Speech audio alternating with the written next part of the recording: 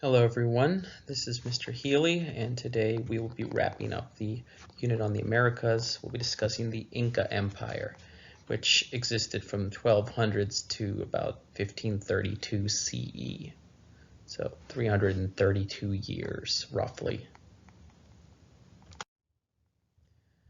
This empire, the Inca, were entirely in South America, basically along the west coast of South America, along the Andes Mountains, traveling for thousands of miles along the west coast. So much of this terrain is steep and rocky, mountainous soil, not great for or conducive to farming. Also very cold temperatures through much of the year, and a lot of temperature extremes. However, between the Pacific Ocean and where the Andes Mountains begins in western South America, there is a narrow coastal plain with numerous rivers, and this land is very fertile, and that's where the first major settlements of the Incas took place, and what eventually grew to this massive empire.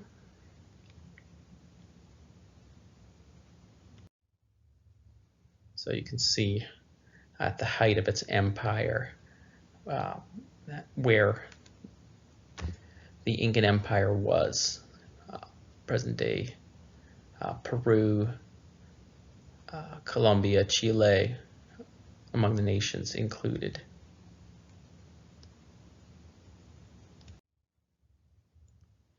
So around 1200 CE, the Incas settle in the fertile valley of Cuzco, and Cuzco will become their capital city, the base of their empire. Large city. The most important symbol religiously was the Temple of the Sun, and it was very extravagantly decorated in gold and silver. But probably their most famous city today is Machu Picchu, high in the Andes Mountains. Not a large settlement, probably usually only had no more than a few hundred, certainly no more than a few thousand inhabitants, and may have been used more as a retreat for the aristocrats, the nobility, the emperor, or perhaps for religious retreats as well.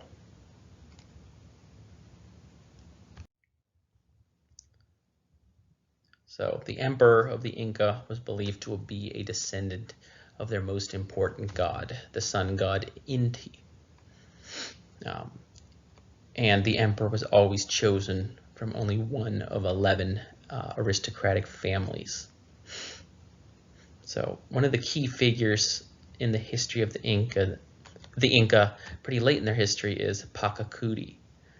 He's the guy that's really going to build them up to the height of the empire, beyond just present-day Peru, to include Chile, Bolivia, Argentina, Ecuador, portions of all those nations, present day. So through a combination of skillful diplomacy, alliances, political marriages, and military conquest, he's able to create this massive empire over 2,500 miles with over 16 million subjects.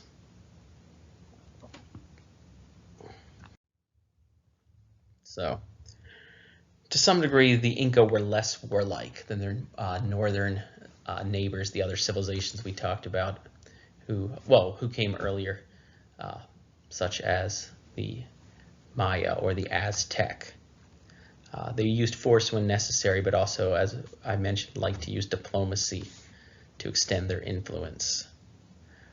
Before attacking a civilization or a rival tribe, the Inca would offer their enemies a chance to surrender, and would be fairly tolerant rulers. But if you chose to fight, then of course they were pretty skilled warriors. And even when they did defeat you, pretty tolerant rulers overall, as far as letting people keep their governmental structure to some degree, at least on a local level, on a city level, keep their local leader, their local way of life.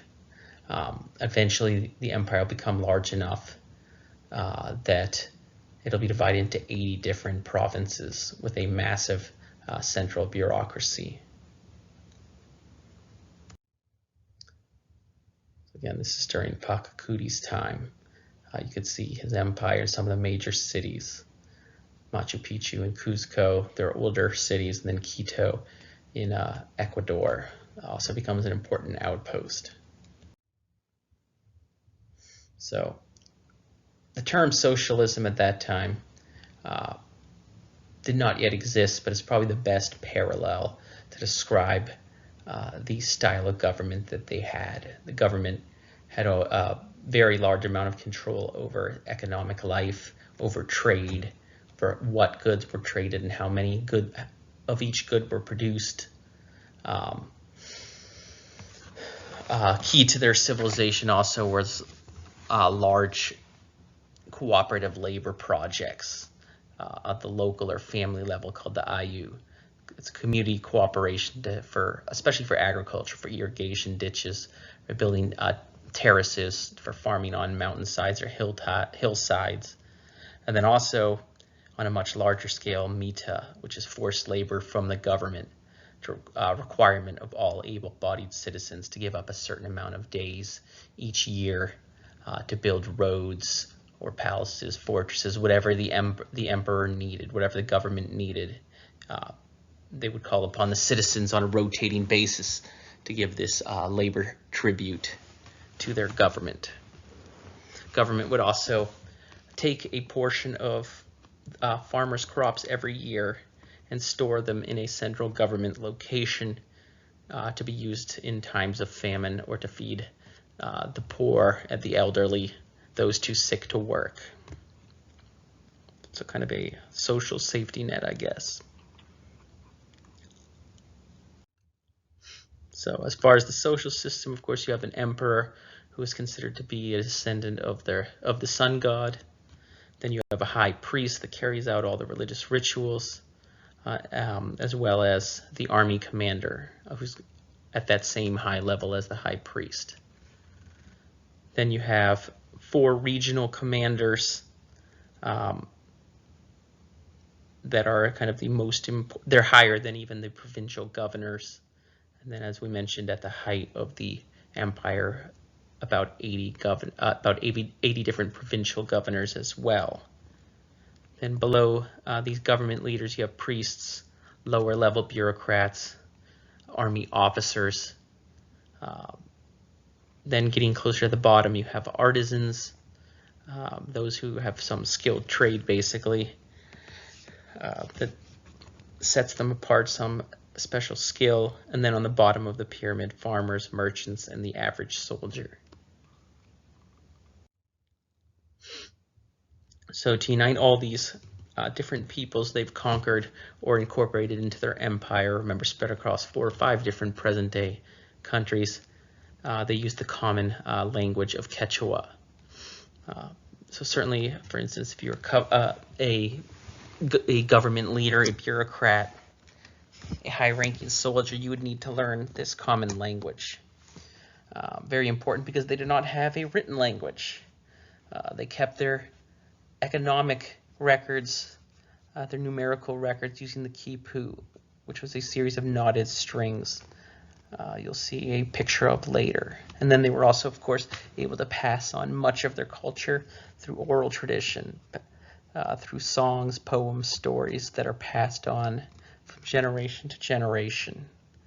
And also, the government took it upon themselves to build schools to try and raise the education level of the populace. There's an example of a quipu. You see the knots, various knots, different locations that were used to signify numbers. So, polytheistic religion, multiple different gods, not as many as the Aztec or the Maya. Some of the most important of their gods, the sun god, the moon god, various stars had their own gods, and the god of thunder. Both men and women were involved in these religious rituals, serving in the temples.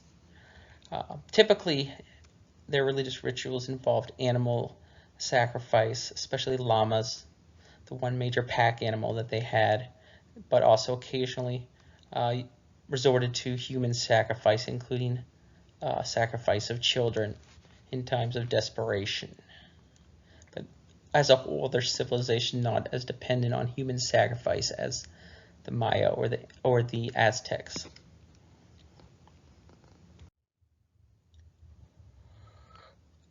The Inca were excellent architects, excellent stonemasons, excellent farmers, but probably most famous for the road building. As we mentioned, had to be very precise and skilled farmers because they were farming on the sides of hills or even mountain sides.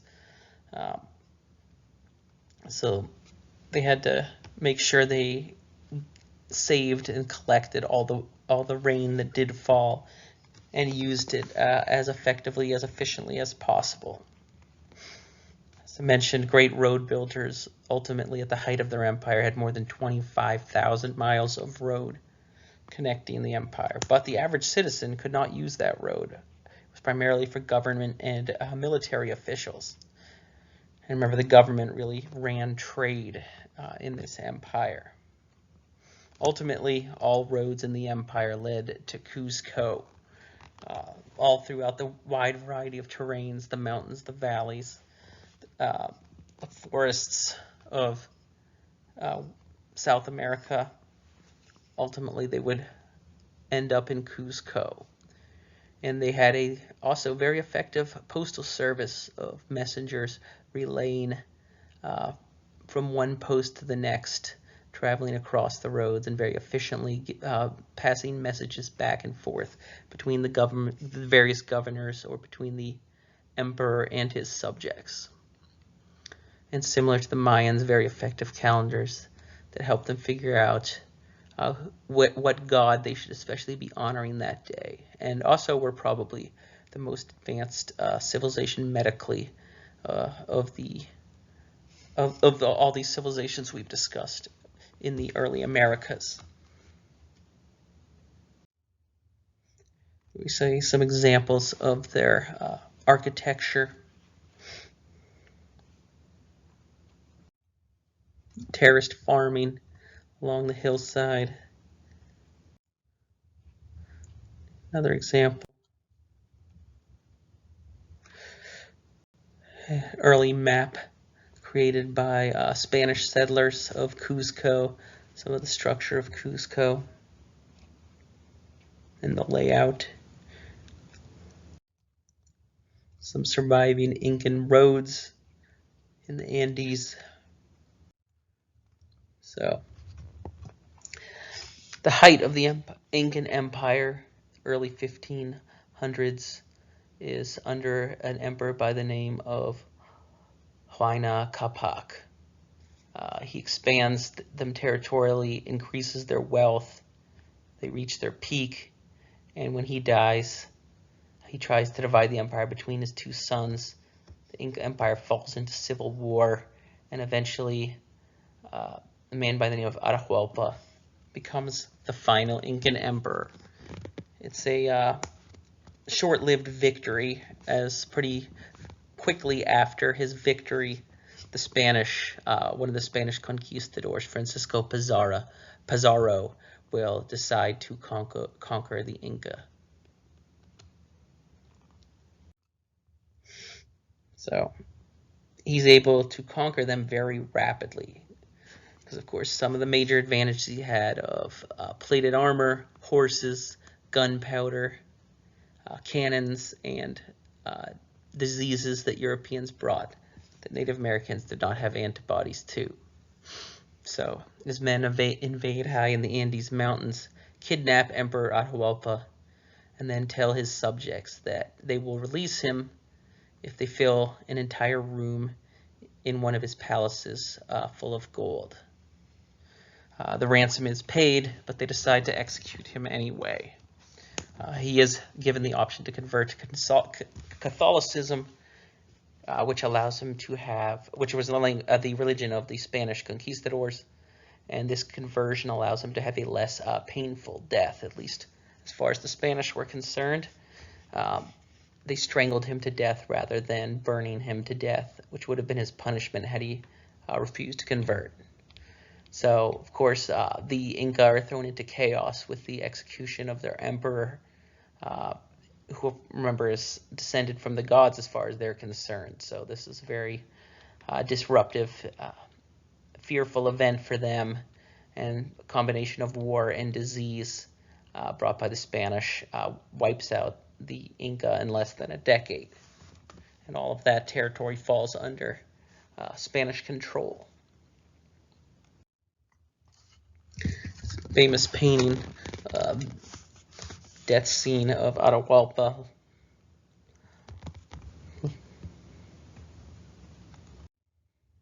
And as I mentioned, probably the most famous city of today, present day, surviving ruins of the Inca are Machu Picchu. Very high in the Andes Mountains.